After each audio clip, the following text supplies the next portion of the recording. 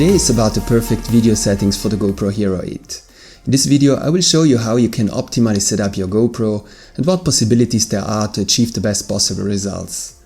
My name is Werner, I live in the Italian Alps, and this channel is about filmmaking tutorials, GoPro and other consumer cameras. If you're interested in these topics, consider subscribing to the channel and have fun with this video.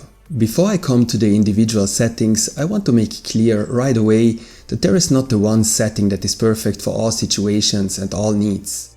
That's why today I will show you the effects of each setting and how I would adjust the camera depending on the situation. Since we have a lot to talk about, I don't want to waste any more time and start with the settings right away. If you switch to the video settings, you will see in the standard configuration the shortcut for slow motion in the upper left corner, the shortcut for the field of view in the lower left corner, the shortcut for the type of stabilization in the upper right corner, and the shortcut for the digital zoom in the lower right corner. If you tap on the main button at the bottom in the middle, the settings menu opens. There are already 4 presets here: standard, activity, slow motion and cinematic. This is a great new feature because it lets you switch between different settings very quickly.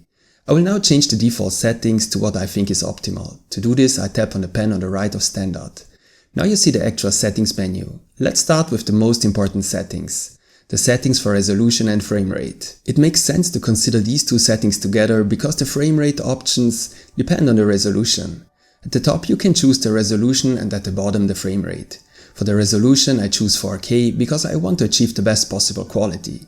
Please note that in the first line the resolutions are indicated with an aspect ratio of 4:3. A typical video file has an aspect ratio of 16:9. If you record in 4:3, you will find black bars on the left and right of your image, but the field of view will be extended at the top and bottom. You will have to adjust the framing in post, but you will have more flexibility at the top and bottom. This can be especially interesting for POV shots, for example if you use a helmet mount. I choose 4K with the typical aspect ratio of 16:9, so I choose 4K in the second line. I only deviate from 4K for slow motion shots, but more about that later. You should check if your computer can handle 4K recordings. If you use hardware of the last years, this should not be a problem. Now we come to the frame rate, and that is probably the most difficult decision. Under 4K you can choose between 24, 30 and 60 frames per second. Each frame rate has its advantages and disadvantages. If you edit your videos, you should know the frame rate you want to use to create your project before shooting. Ideally, your footage should have the same frame rate as your projects. Choose 24 frames per second if you want to create a cinematic look. All movies are created at this frame rate. The disadvantage of this frame rate is that fast movements can look a bit choppy, especially when there is a lot of light and you don't use ND filters. 30 frames per second look less cinematic, but smoother.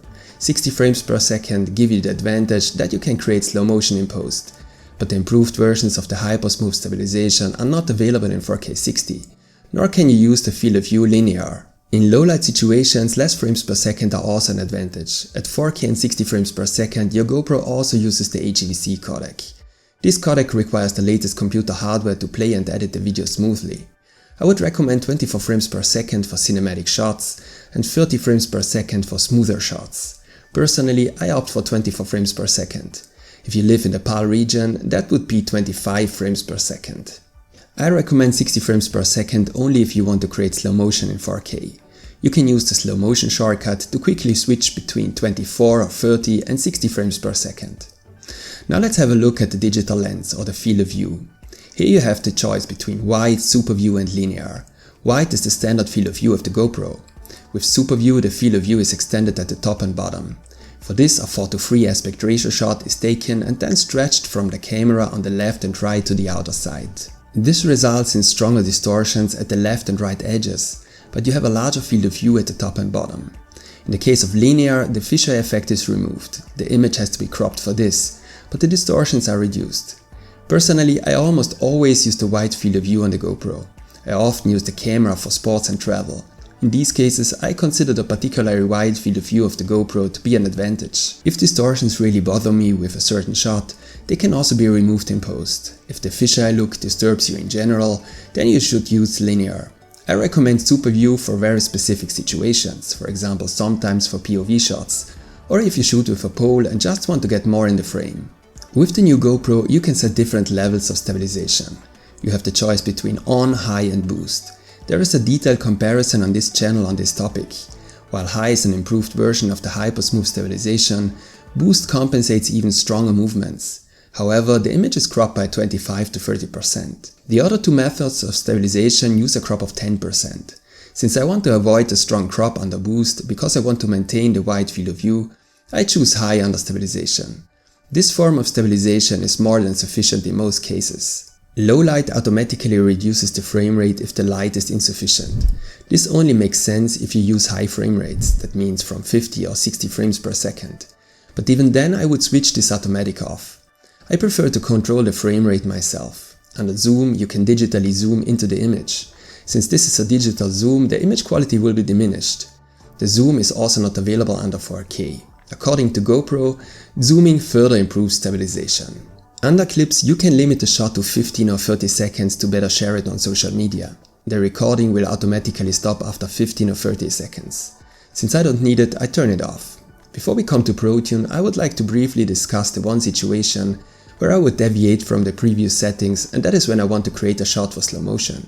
For this case, there is a decisive innovation on the Hero 8, which is that the stabilization is finally available for a combination of 2.7K and 120 frames per second. I've been waiting for this for a long time. With 2.7K you still have a resolution that gives you a very detailed image, and with 120 frames per second you can create a spectacular slow motion of 20%.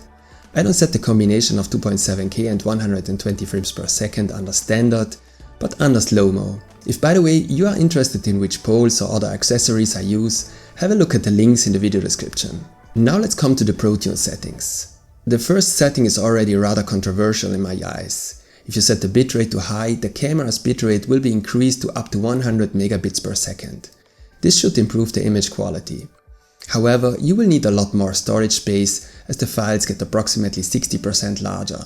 I can tell you that I have done several comparison tests even with fast motion and in low light, and also with color grading. I haven't noticed any relevant difference yet. That's why I don't think it makes sense to set the bitrate to high at the moment. Even if a minimal difference would be noticeable, you have to consider whether you want to accept the much larger file sizes. Under shutter, you can set the exposure time manually. This only makes sense if you are using ND filters or maybe in low light. By default, I use the automatic. Under exposure value compensation, you can set whether the camera's automatic should expose a little darker or brighter. It makes sense to set a slightly negative value of -0.5 for example. This prevents the camera from overexposing bright areas in the image. In post, it is easy to brighten up shadows. However, areas that are too bright and burnt out cannot be saved. This is about how cool or warm the image looks. Depending on the type of light, the white balance changes. The goal should always be that white actually looks white. The automatic of the GoPro works very well here, so I leave this setting on auto. If you take a longer shot, for example a longer ride with the bike, you can also adjust the white balance manually. This prevents the camera from changing the white balance during the recording and ruining the shot. For daylight, for example, a value of approximately 5000 or 5500 is recommended. The ISO value determines how sensitive the camera reacts to light. The higher this value, the brighter the image. At the same time, a higher ISO value results in disturbing image noise. This image noise is very strongly visible, especially from 800 ISO. Therefore, I would set ISO minimum to 100 and ISO maximum to 400. Only in exceptional cases I would use a higher value. The GoPro was simply not made for low light situations. You should take this into account when shooting. Sharpness is a very important setting for me. High sharpness doesn't mean more detail. Rather, the camera adds digital sharpness to the shot to artificially enhance the image. However, the image doesn't look very cinematic and the shot doesn't get a high quality look. I use a sharpness of low here. This makes the image look very soft. I then add some sharpness in post. If you don't want to edit your footage, I would use medium here. The Hero 8 has a very saturated and contrasty image. Actually, I like the footage of the Hero 8 very much. But since I prefer to color grade the footage myself, I need an image with little contrast and saturation. This gives me more flexibility in post. In addition, a flat color profile increases the dynamic range. For these reasons, I use flat as the color profile. If you're not editing your videos, you should set the color to GoPro. Raw audio. Here you could have the camera create additional wave files to better edit the sound. I set raw audio to off. The GoPro has 3 microphones. Depending on the wind situation, one or the other microphone could be deactivated to reduce the wind noise.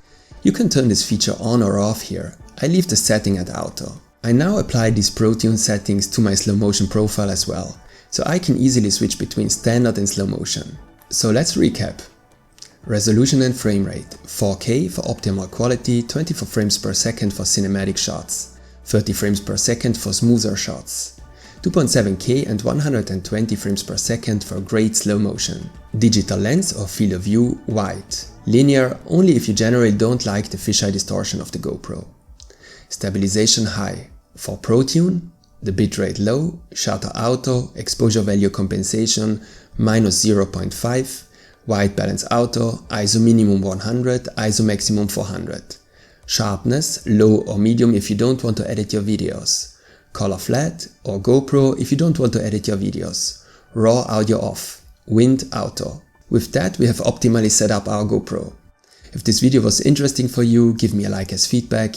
If you want to support this channel, you can also use the links in the video description and buy me a coffee. I hope to see you next time.